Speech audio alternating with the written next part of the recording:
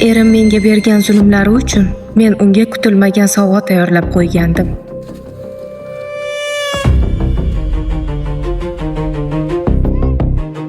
Meni sevgi tarixim juda ham chiroyli boshlangandi. Gullar, sovg'alar, ko'ngilni oluvchi shirin so'zlar. Uni uyiga oppoq libosda kirib borar ekanman. Qancha orzu-umidlarim bor edi. Ammo ostonadan o'tishni bilaman. U boshqa insonga aylanib boshladi. Odam emas, bir qo'rqinchli maxluqqa aylandi. Ovozimdagi unga yoqmagan Ohang bo'lsa ham u menga qo'l ko'tarardi. ammo har gal bu oxirgisi deb mendan uzr so'rardi. Men esa uni o'zgarishda umid qilardim. To kechagi kungacha. Mana shunaqami? Mana bopladik u yaramasni. Endi u bilan tegishli joyli shug'ullanadi. U mendan qasos olsa-chi, hattoki qidirib shu yergacha kelishi mumkin.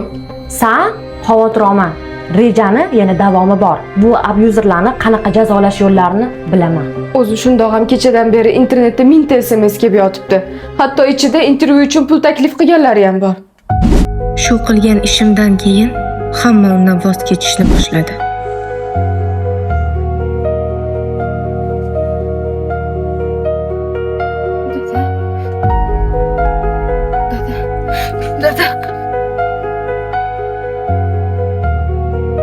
Yaxshimisiz? Men Malika bilan gaplashib olishim kerak. Zarur gapim bor. Yo'q, u bo'tda emas. Kim aldayapsa, unda zarur gapim bor. Chaqiring. Endi u siz bilan sudda gaplashmoqchi. Agar u bu gapingiz bo'lsa, advokat orqali gapirasiz. Sudda? Malika, qara yaramas ering nima ish qilganini. Qani berchi. Men bir go'zal va aqlli qizni sevib, unga uylandim. Uni hech kimi yo'q. Men uning hayotdagi barcha yaqinlarini o'rnini bosmoqchi edim.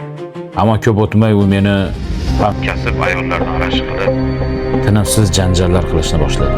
Men sizlarga shuni aytishim kerakki, unga hech qachon qo'l ko'tarmaganman. U hammasini o'ylab to'qib chiqargan.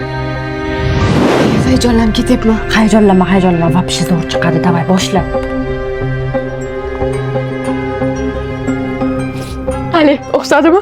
O'zim ham ishonib ketdim. Bilasan mani. Endi aktrisalik qilsam bo'lar ekan. Kuning bitta ro'shan. Endi meni haqiqatimni eshitdinglar. Aslida hammasi boshqacha bo'lgan. Yo, siz nimaga meni oldimda begona ayollar bilan kulib gaplashyapsiz? Tushunmadim. Yo, men ortiqchalik qilyapmanmi? Ey,